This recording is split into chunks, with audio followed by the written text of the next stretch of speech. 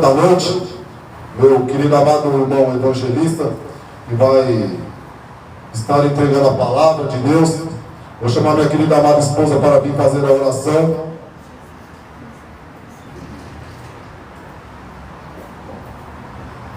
Peço a igreja para se levantar, coloque suas mãos em direção ao púlpito. Vamos orar pela vida do evangelista Júnior, amém? Senhor meu Deus e Pai, mais uma vez estamos na Tua presença. Senhor, agora vamos ouvir a Tua palavra. Senhor, cobre o Seu Filho, que vai ser o portador da Tua palavra, que é viva e eficaz. Usa a vida dele, Senhor, com poder e autoridade. Que o Senhor venha guardar tudo aquilo que Seu Filho tem nas mãos. Que o Senhor venha colocar óleo de unção sobre a vida dele, Pai. Que ele diminua e que o Senhor cresça. Que a igreja venha entender aquilo que o Senhor tem preparado para nós hoje. Senhor, tira tudo, tira todo o embaraço, tira os comichões dos nossos ouvidos. Que a gente venha entender a Tua palavra. Que a gente venha colocar não somente na nossa mente, mas no nosso coração. Enquanto isso, nós Te agradecemos porque queremos, Senhor, ouvir a Tua voz. Dessa forma, agradecemos no nome do Pai, do Filho e do Espírito Santo de Deus. Amém. Graças a Deus, pode tomar o teu assento, glorificando o nome do Senhor Jesus. Glória a Deus. Cumprimento os irmãos com a paz do Senhor. Nossa irmã Edna leu algo aqui que tem tudo a ver com aquilo que vai ser ministrado. Em Filipenses capítulo 4, onde ela leu o versículo de número 5, ele diz algo importante para a igreja. Ele diz: seja a vossa equidade notória a todos os homens. Todos os homens precisam olhar para nós e precisam ver a nossa equidade. Eles precisam ver a maneira como nós nos comportamos. As pessoas precisam ver como é o nosso olhar diante da realidade que nos cerca. As pessoas precisam ver qual é o nosso senso de justiça. E o mais interessante é que nós temos uma ideia de que Deus está distante de nós, não é? E muitas vezes, por causa dessa ideia, as pessoas acabam tendo um mau comportamento, acabam cometendo crimes contra a sua própria consciência. Porém, no versículo 5 ainda, ele diz: olha, perto está o Senhor, significando dizer que o Senhor está bem pertinho. Enquanto nós achamos que o Senhor está longe por causa da Babel, da bagunça generalizada que o mundo está vivendo, mas o Senhor, Ele está bem perto, principalmente daqueles que o amam, principalmente daqueles que temem ao seu nome.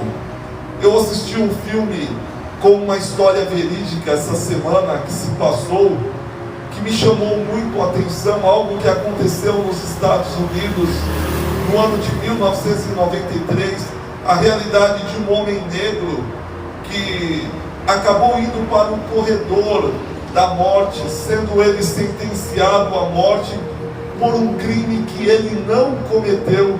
O tempo em que ele ficou naquele lugar preso, sem ter feito absolutamente nada de errado. E aquilo tudo me chamou a atenção. Bem verdade é que na história daquele homem que estava sentenciado à morte, apareceu um advogado, um homem que tinha passado na sua infância por momentos também de injustiça, sendo ele também uma pessoa negra.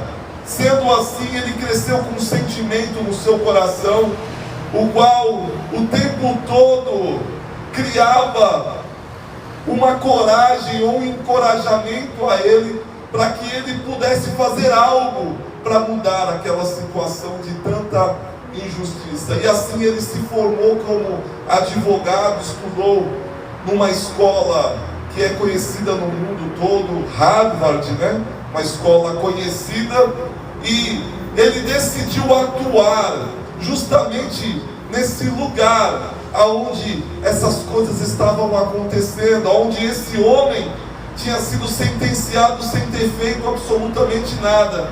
E ele conseguiu não só ajudar esse homem, como ele conseguiu ajudar muitos outros homens. E o que me chamou a atenção é que de cada 10 pessoas que passam ali por essa condenação à morte e são condenadas, uma delas é inocente. E isso entristece muito o coração da gente por causa dessa falta de humanidade no coração do ser humano. Eu estava conversando com a minha prima ontem e eu falava sobre isso, sobre essa questão da humanidade, que vai servir como o tema para essa mensagem nessa noite. Eu entendi desde muito tempo, lendo os evangelhos, vendo a maneira, a forma como Jesus agia diante dos homens, que o que ele queria resgatar no ser humano era a sua humanidade, não o nosso senso de justiça, não o politicamente correto, não as nossas exterioridades, não, ele queria resgatar no ser humano a sua humanidade, e isso é a única coisa que pode salvar as nossas vidas. Então o tema para essa mensagem é o seguinte: o resgate da humanidade no homem. A natureza humana, ela sofreu uma alteração radical. Isso está acontecendo com o tempo que vai se passando. O ser terreno, que somos nós, se desligou do ser celestial.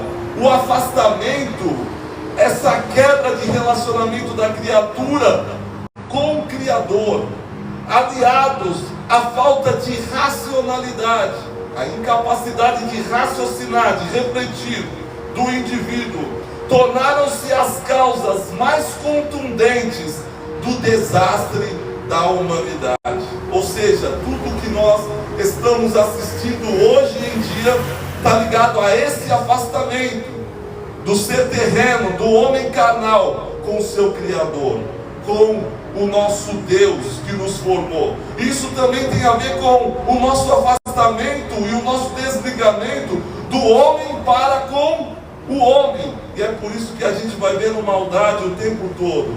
Por isso o grande desafio da igreja, nós somos a igreja do Senhor, hoje é resgatar novamente a verdadeira humanidade no homem. Por isso que eu li aqui Filipenses, o versículo 5, do mesmo capítulo 4 que a irmã leu aqui, que a nossa equidade, ela tem que ser notória diante dos homens. Ou seja, eu não estou falando aqui nessa noite sobre um conserto no indivíduo, no ser humano, que acontece somente do lado de fora, do lado externo, porque a maioria dos lugares eles querem trabalhar, eles querem tratar, eles querem modificar o exterior do ser humano, as exterioridades, com conjuntos e regras de comportamento, dizendo: olha, você tem que fazer assim, e aí se segue uma lista de exigência e obrigação, e aquele que cumpre isso, parece que ele se aproxima mais de Deus, e os que não cumprem isso, eles parecem que se afastam de Deus. E não é isso que precisa acontecer. Isso não está ligado às exterioridades. Essa mudança que ela precisa acontecer, esse conserto, é algo do lado interior do ser humano, é na essência do homem. A nossa essência, ela precisa ser modificada. Sendo assim, não adianta eu fazer o bem, como já foi dito aqui algumas vezes. Não adianta eu distribuir todos os meus bens aos homens, até mesmo queimar o meu corpo, se a minha essência não for essa essência humana, a minha essência não for amor, de nada serve todas essas obras. Nesse sentido, eu quero colocar no pacote todas as religiões, e não vai escapar nenhuma, sendo ela evangélica, espírita, não importa qual seja ela precisa carregar aquilo que seja humano, porque é isso que vai fazer a diferença. Eu quero deixar bem claro aqui também que Deus, Ele nunca se afastou do homem. Essa nunca foi uma escolha de Deus, porque às vezes a gente pensa, como eu estava conversando com a minha prima ontem, por que Deus, Ele não faz nada? Olha só o que aquela pessoa está praticando contra aquela outra, olha o mal que está acontecendo, e a gente tem uma ideia que Deus é que se afastou. E eu quero mostrar aqui nessa noite que isso não tem nada a ver com Deus. Toda essa confusão, essa bagunça, essa baderna, tem a ver com uma realidade criada e formada, forjada pelo homem. Não tem nada a ver com Deus, muito pelo contrário. Sendo assim, essa escolha de se afastar nunca veio de Deus, porque Deus quer estar perto. Essa escolha de se afastar, ela desde o início, ela vem do homem. Ainda que ele se afaste inconscientemente, ele está agindo dessa forma. A história mostra que Deus sempre trabalhou com a aproximação e o homem sempre com o afastamento.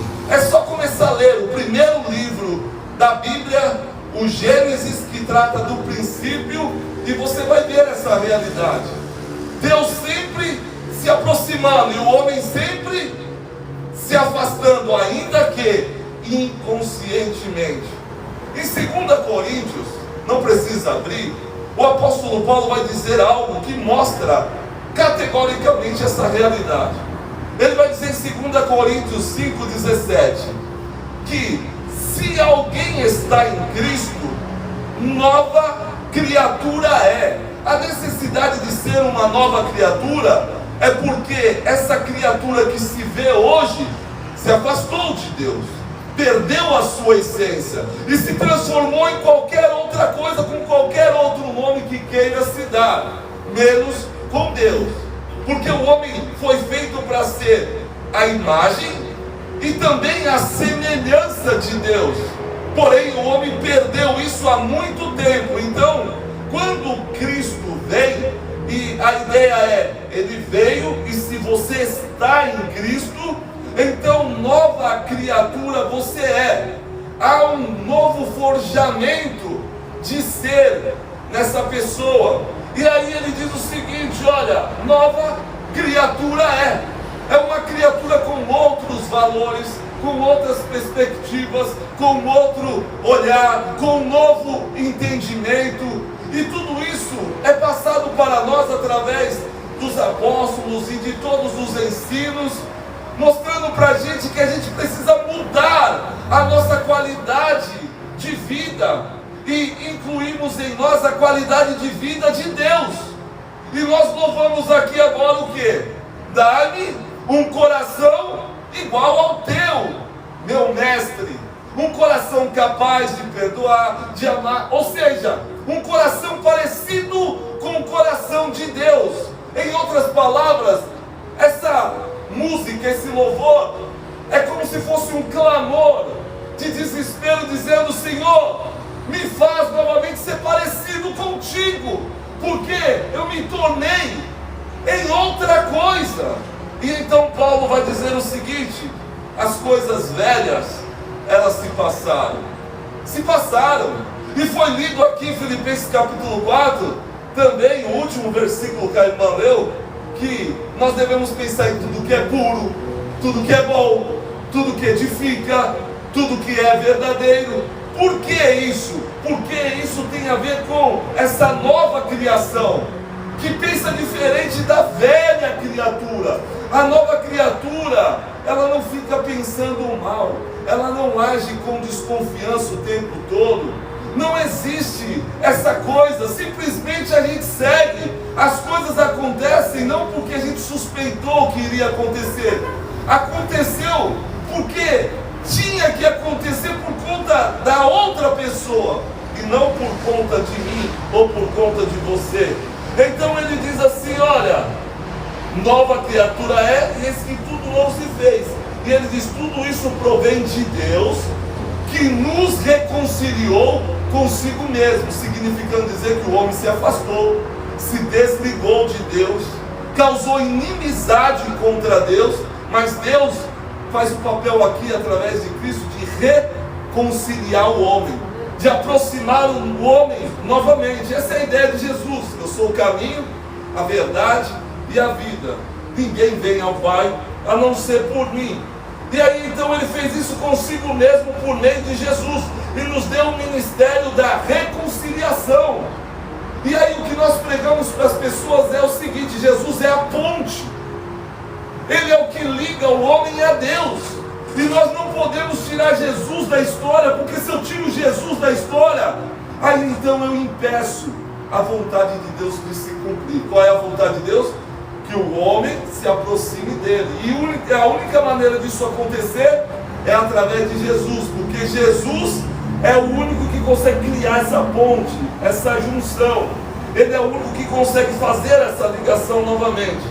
E aí, o que ele diz é o seguinte, no versículo 19 do capítulo 5 de 2 Coríntios. Isto é, Deus estava em Cristo reconciliando consigo mesmo o mundo, não imputando aos homens os seus pecados. E ele nos pôs a palavra de reconciliação. Ou seja, através de Jesus na cruz, ele estava novamente nos aproximando e nos reconciliando de Deus, através do sacrifício, do sangue de Cristo. De sorte que ele diz que somos embaixadores da parte de Cristo, como se Deus por nós rogasse. Rogamos-vos, pois, da parte de Cristo. Ele está dizendo: nós rogamos a vocês que vocês se reconciliem com Deus. Aquele que não conheceu o pecado, que é Jesus, se fez pecado por nós, para que nós fôssemos feitos a justiça de Deus. Nós somos a justiça de Deus aqui nesse mundo, que foi realizada através de Jesus Cristo morrendo naquela cruz do Calvário. Agora sim, Mateus capítulo de número 22, nós vamos ler isso, do versículo 37 ao 40. E vamos trabalhar dentro dessa dinâmica da bondade e da misericórdia do Senhor, como o nosso irmão Cláudio sempre diz, né? Toda manhã se renova. A bondade e a misericórdia do Senhor, ela nos persegue o tempo todo. E nós precisamos entender isso. E elas não se acabam, elas se renovam, elas duram para sempre. É o que está escrito. Mateus capítulo 22, do 37 ao 40. Preste atenção na essência do que seja o Evangelho, a justiça de Deus, o que nós devemos ensinar para as pessoas. Jesus disse-lhes: amarás o Senhor teu Deus de todo o seu coração, de toda a sua alma, de todo o seu pensamento. E ele diz: este é o primeiro e grande mandamento. E o segundo, semelhante a este, é: amarás o teu próximo como a ti mesmo. E aí no versículo 40, ele diz: destes dois mandamentos que nós acabamos de ler, o amor a Deus e o amor ao próximo, ele diz que toda a lei e os profetas dependem desses dois mandamentos. Somente isso. Só que isso parece que não está muito claro para nós. Nós achamos que precisa de um complemento. Nós achamos que só isso não é suficiente. E esse pensamento é por causa da nossa falta ou incapacidade de reflexão, ou de entender, de compreensão, de discernimento, entendimento sobre os ensinos de Jesus. Amarás a Deus. O amor em Deus implica-se em dizer que nós devemos ter temor do Senhor. Como eu disse aqui, o Senhor não está longe, Ele está perto. Nós havíamos dito isso aqui. E o temor do Senhor é o princípio de toda sabedoria.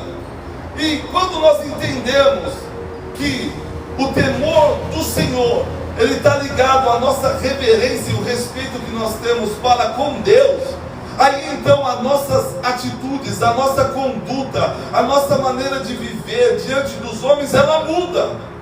Ela deixa de ser a mesma. Mas em primeiro lugar, isso acontece por causa do nosso olhar para Deus, da nossa reverência a Deus. Consequentemente, esse nosso olhar para Deus também vai acabar mudando a maneira como nós olhamos para o homem, para o nosso próximo. Ou seja, começa a haver uma mudança de relacionamento entre o homem com Deus. E a partir disso também há uma mudança drástica do relacionamento entre o homem com outro homem. E essa mudança ela acaba gerando a salvação no ser humano e acaba devolvendo para ele aquilo que está faltando, que foi perdido, que é a sua humanidade. Então nós entendemos o seguinte, que o amor a Deus e ao próximo é a solução imediata e permanente para a salvação da humanidade, para o resgate definitivo e completo da humanidade novamente no homem. Ou seja, o amor a Deus reconecta o homem ao seu Criador, restaura a fonte da vida e cura o vazio interior. Isso é o amor a Deus. E o amor ao próximo reconecta o homem à sua própria humanidade. Por quê? Quando nós olhamos para o nosso próximo, nós percebemos que ele é diferente da gente? Não, ele é igual. Ele é feito da mesma matéria, tem as mesmas fraquezas, está sujeito às mesmas coisas e vai ter o mesmo fim que nós iremos ter. Toda carne é pó e vai voltar para o pó, é o que está escrito. E aí quando nós temos esse entendimento, então nós passamos a olhar para o nosso próximo com outro olhar. Não existe superioridade, não existe ninguém melhor do que ninguém. Aí entendemos que só tem um que é bom, só tem um que é melhor. E aí entendemos que esse único é o nosso Deus. Todos nós somos iguais, todos nós fomos destituídos da glória de Deus. Mas hoje o que nós vemos no mundo é uma briga muito grande. Parece que por causa das exterioridades, alguém diz, olha, não, eu sou melhor, não, eu sou melhor. E essa conversa fiada chegou até Jesus muitas vezes. E muitas vezes Jesus teve que dizer verdade para esses homens, dizendo para esses homens que eles não eram aquilo que eles pensavam ser, e que o que faltava neles não tinha nada a ver com o lugar onde eles frequentavam, ou com livros que eles carregavam, ou com o que eles diziam crer. O que faltava neles era a humanidade, porque eles olhavam para o próximo e ao invés de estender as mãos, eles pegavam pedras nas mãos. Eles olhavam para o próximo e ao invés de eles aproximarem, eles distanciavam, colocavam dentro de um buraco. Eles exilavam essas pessoas, eles viam diferença entre eles mesmos, e isso acontece até hoje na história. Mas Jesus veio para dizer que todo mundo é igual, independentemente de quem seja a pessoa. Não foi ele que criou essa mudança, ou seja, reconectar o homem à sua própria humanidade, trazendo a ele de volta a empatia. Precisamos ter empatia pelas pessoas, compaixão e justiça. Isso tem a ver com o filme que eu estava assistindo. Não tinha nada a ver com o personagem lá, que estava no lugarzinho dele, com a família dele. Quem estava preso era outro, a história era do outro, mas ele quis entrar na história do outro por causa da misericórdia, por causa da fome e a sede de justiça. E aí, isso precisa acontecer em mim e em você. E isso tudo tem a ver com o não conformeis com esse mundo, com esse século, mas transformai pela renovação do vosso entendimento. O texto que a gente vai usar para finalizar a mensagem, ele está em Gênesis, que mostra, em resumo, tudo aquilo que está sendo falado aqui. Eu não estou me desligando do tema, da temática ou da ideia que está sendo abordada aqui, que é o resgate da humanidade novamente no ser humano. Em Gênesis capítulo 4, está falando sobre a história, tem a ver com a família de Adão, a família de Eva, seus primeiros filhos que vão nascer, que nós sabemos o nome deles. Um se chamou Caim, o outro se chamou Abel. No versículo de número 1 do capítulo 4 se diz que Adão e Eva, sua mulher, ela concebeu, ela deu à luz a Caim. Ela disse: alcancei do Senhor um favor e tal.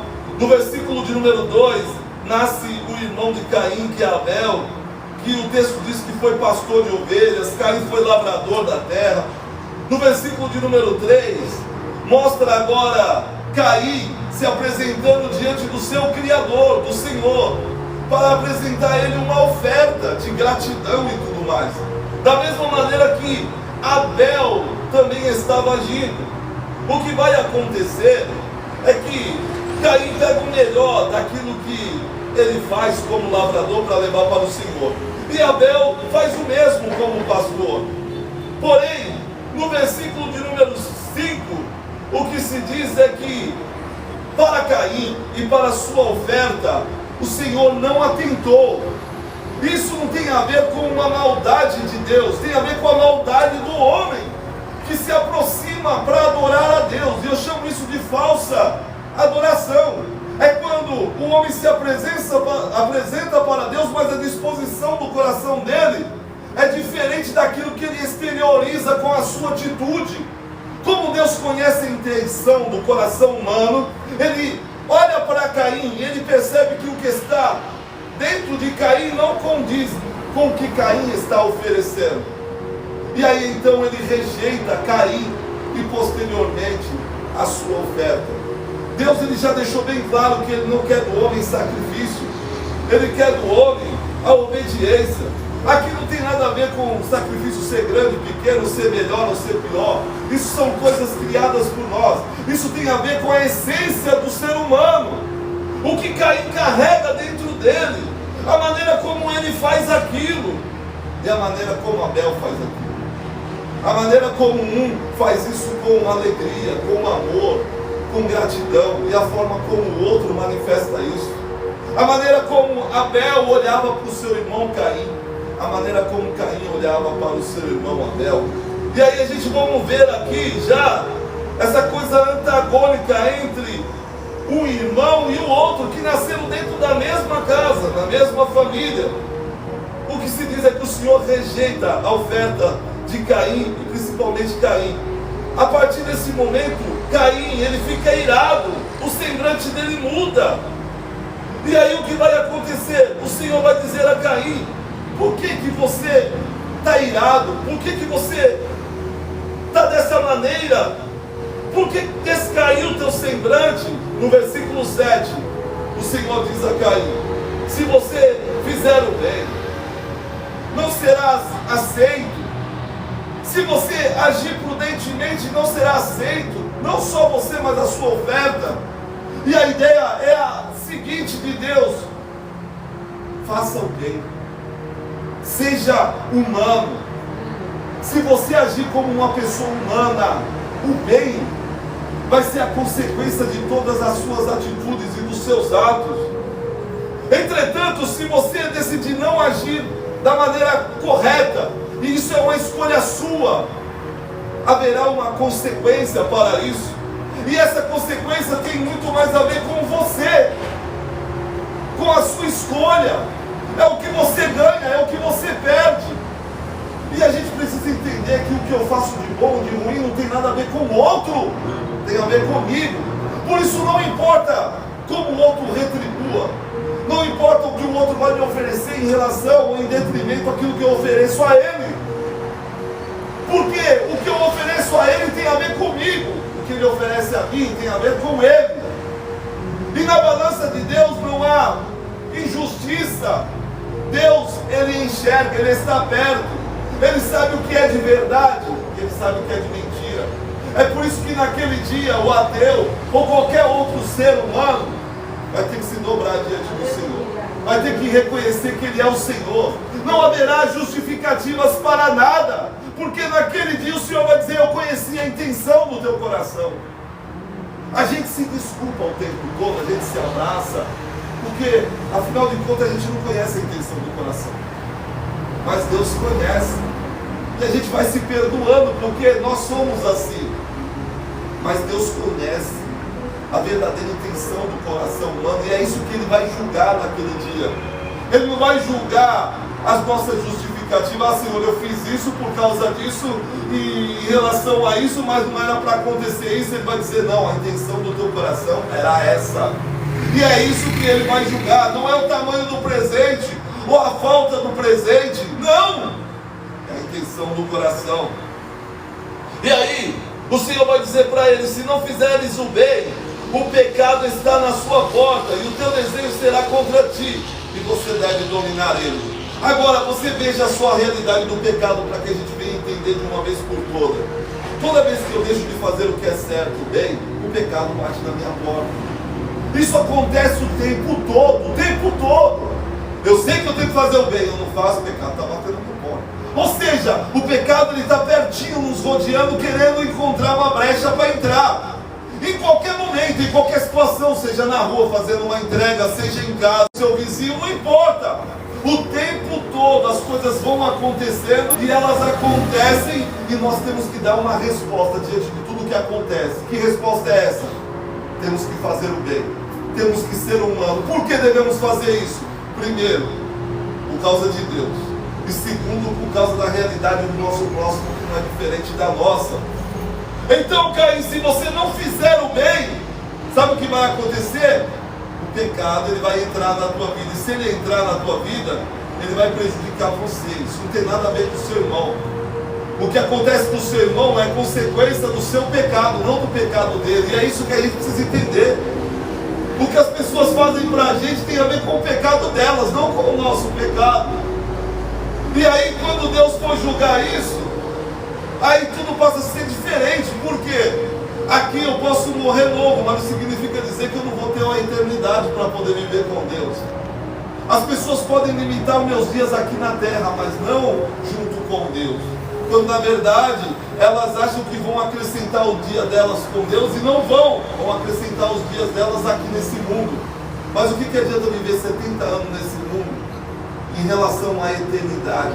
As pessoas trocam a eternidade pela questão de alguns anos que passam muito rápido aqui nesse mundo. E aí o que vai acontecer? Deus orienta ele. E aí, Caim ouve a Deus? Não. Ele chama o seu irmão, vai para o campo com o seu irmão, no versículo 8. E aí o que ele faz? Se levanta com o seu irmão de uma maneira covarde. Ele vai lá e mata seu irmão. No versículo 10 disse Deus: o que foi que você fez? Porque o sangue do seu irmão clama desde a terra. E agora maldito és tu desde a terra que abriu a boca para receber da tua mão o sangue do teu irmão. Você se transforma em alguém maldito. Deus está dizendo para Caim, por causa da escolha que você fez em querer fazer o mal para o teu irmão. Ou seja, nós precisamos entender que todos esses sentimentos de egoísmo, ira, essas coisas têm que ser arrancadas de nós. Isso tudo está em Hebreus. Afastai-vos de vocês toda a ira, toda a cólera, todas essas coisas, porque tudo isso aproxima de nós o pecado, e o pecado ele gera a morte e nos transforma em um ente maldito. É o que ele está dizendo aqui. Nós precisamos entender que a nossa vida ela passa muito rápida. Abel aqui manifesta a gratidão e o amor a Deus através da forma como ele se aproxima de Deus. E Caim, ele já demonstra o contrário, através da forma como ele se aproxima de Deus. Ele não está se importando nem com Deus, nem muito menos com o seu irmão. Embora eles estejam servindo ao mesmo Deus, mas a gente vai ver essa diferença de adoração entre um e entre o outro. Nossa vida passa rápido demais. Hoje, eu já estou com 49 anos, caminhando para 50. Quanto mais tempo eu tenho de vida? E aí a gente começa a perceber que a nossa vida aqui, o tempo da gente aqui é muito curto, é de curta duração. Sendo assim, nós devemos pensar hoje, não deixar para amanhã. Porque tudo na nossa vida é uma incógnita, a gente não sabe o que vai acontecer daqui 5 minutos. O salmista vai dizer no Salmo 90, versículo 12: ensina-nos a contar os nossos dias de tal maneira que alcancemos um coração sábio. Nós precisamos aprender a contar, a remir os nossos dias, para encontrar sabedoria para poder viver durante o tempo que a gente tem vivido aqui nesse mundo. O que é importante de verdade, o que vale a pena, o que não vale a pena, o que vale a pena a gente lutar, o que não vale a pena a gente lutar. Tem algumas guerras que não valem a pena você entrar, que não vão gerar nada de bom para você. Nossas vidas é passageiras nesse mundo. E aqui vemos aqui através do salmista um incentivo que vem inspirado por Deus para vivermos com prudência e sabedoria. Tiago vai dizer, lá em Tiago 4, versículo 14, ele diz que a gente não sabe o que vai acontecer amanhã. Ele fala sobre a brevidade da vida é passageira. E ele diz: porque o que é a vossa vida? É uma neblina, um vapor de água, que nasce por um pouco e depois acaba se dissipando, desaparecendo. Ou seja, ele fala sobre a finitude da vida e o viver com consciência.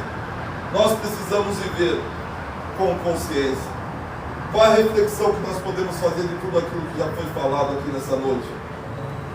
Que serve para mim, que serve para você, que serve para qualquer outra pessoa que vier ouvir essa mensagem, independentemente do dia no qual ela vier viver. Eu disse para minha prima que a única mensagem que cabe bem em qualquer lugar do mundo é essa, sobre o resgate da humanidade, que nos transforma numa pessoa mais sensível e melhor. Isso serve na Etiópia, no país pobre, serve nos Estados Unidos, em qualquer lugar. O que Deus quer fazer é resgatar a humanidade, porque se Ele resgatar essa humanidade em nós, aí então a gente não vai mais querer matar o nosso próximo, não vai querer mais fazer mal para o nosso próximo, enganar o nosso próximo. As coisas vão ser diferentes. Esse amor a Deus também vai anular uma realidade que pode nos fazer perecer aqui nesse mundo. Ou seja, o mundo vai ser melhor se a gente conseguir amar a Deus e o nosso próximo.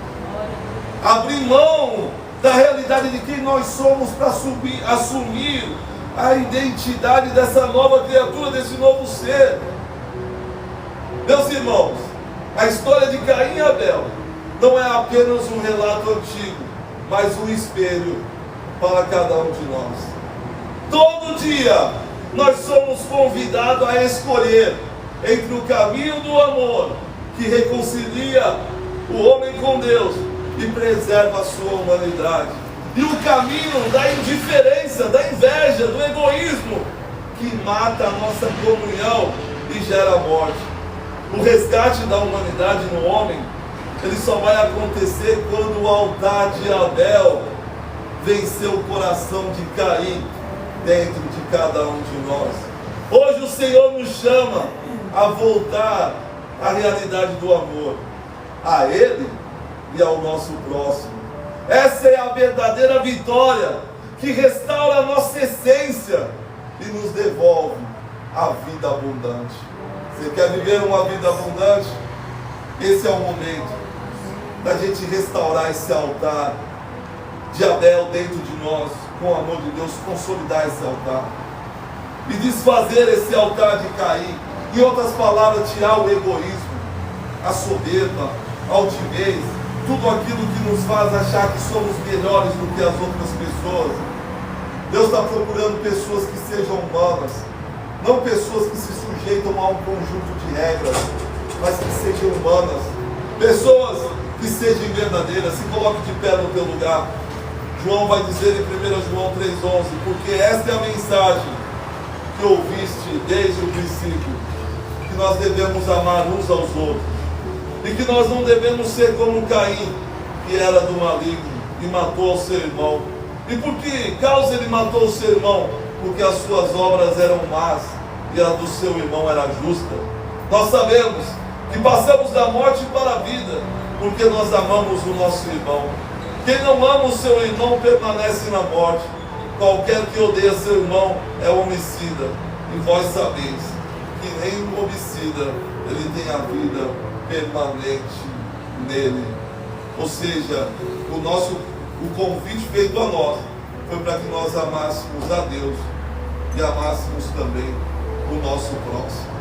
Qualquer um que ama a Deus, consequentemente ele vai conseguir amar o seu próximo. A única maneira de amar a Deus é amando o nosso próximo. Eu tive fome, me deste de comer. Tive sede, me deste de beber. Isso não tem nada a ver com a pessoa que estava ali, tem a ver com Deus.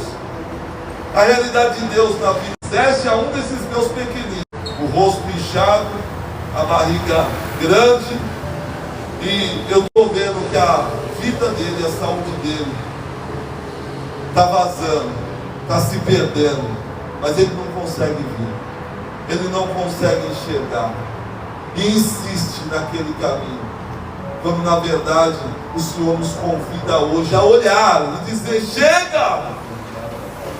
Existe o caminho da vida e existe o caminho da morte. Qual é a escolha que eu vou fazer? Ah, mas eu vou morrer um dia sim. Todo mundo vai. Mas não significa dizer que porque isso irá acontecer, que eu vou fazer com que isso aconteça antecipadamente. Viva da melhor maneira possível. Viva fazendo bem, não só para o teu próximo, principalmente para si mesmo. Porque uma pessoa que não cuida bem de si mesmo, ela jamais vai poder cuidar de quem quer que seja. A gente só pode oferecer para o outro aquilo que a gente tem, aquilo que a gente possui. Essa ideia de que eu me preocupo com o outro, quando na verdade eu não ligo para mim mesmo, ela é falsa, não é verdadeira, e ela não gera a vida em nós. Aquele que ama, ele primeiro respeita a sua própria vida. Quem respeita a sua vida, respeita a vida do seu próximo. Põe a mão no teu coração. Senhor, eu quero te agradecer por esta mensagem, por esta noite, pela vida dos meus irmãos.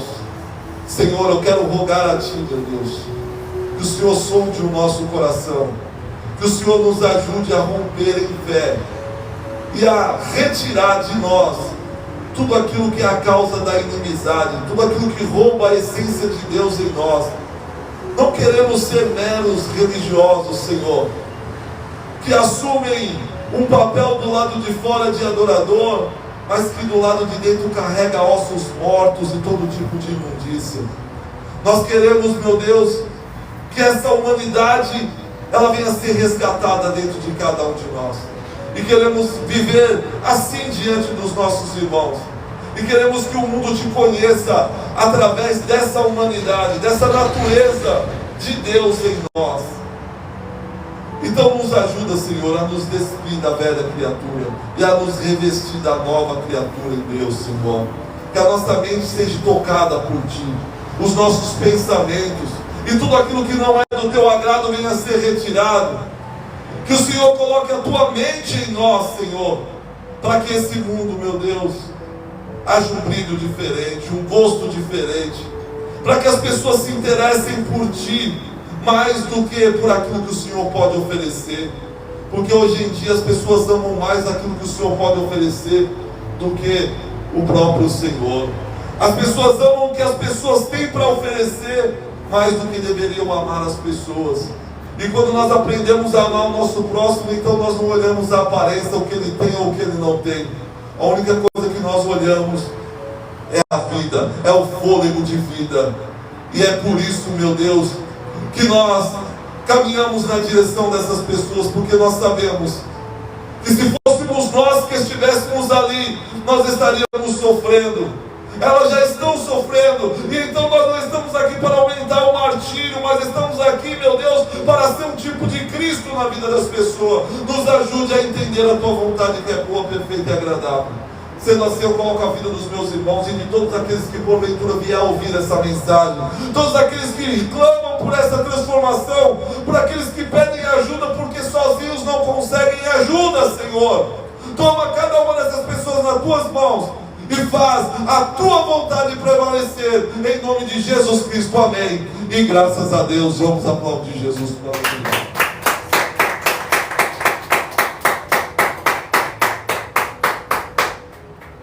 Chegou o momento de nós cearmos.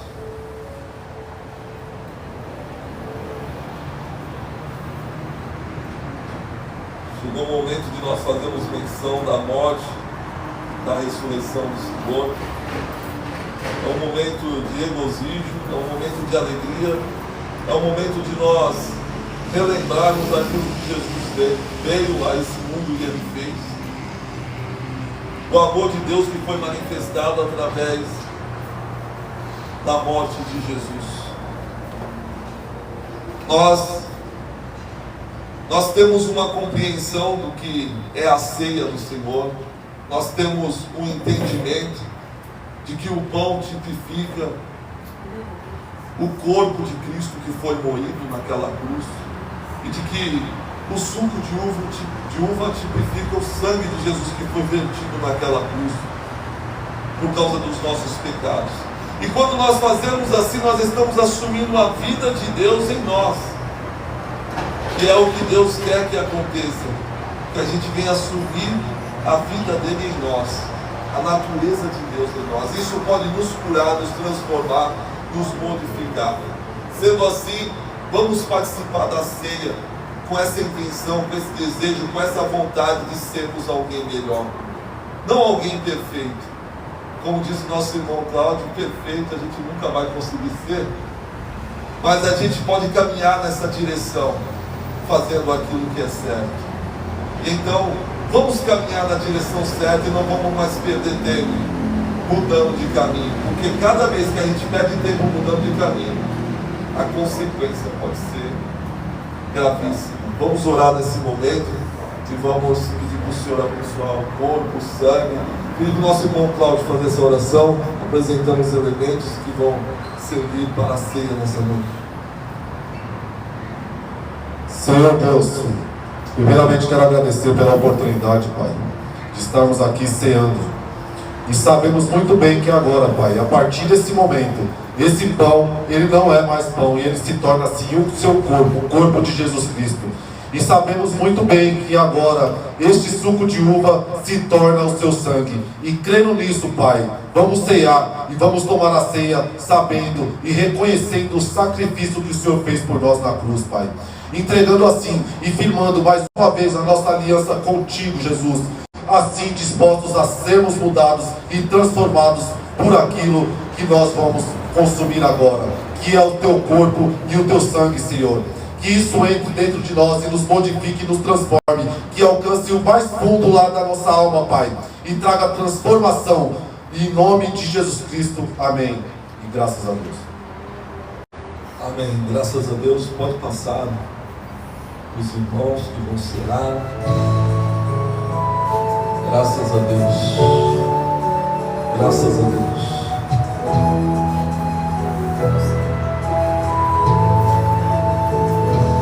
Cristo já nos preparou um manjar que nos comprou e agora nos convida a cear.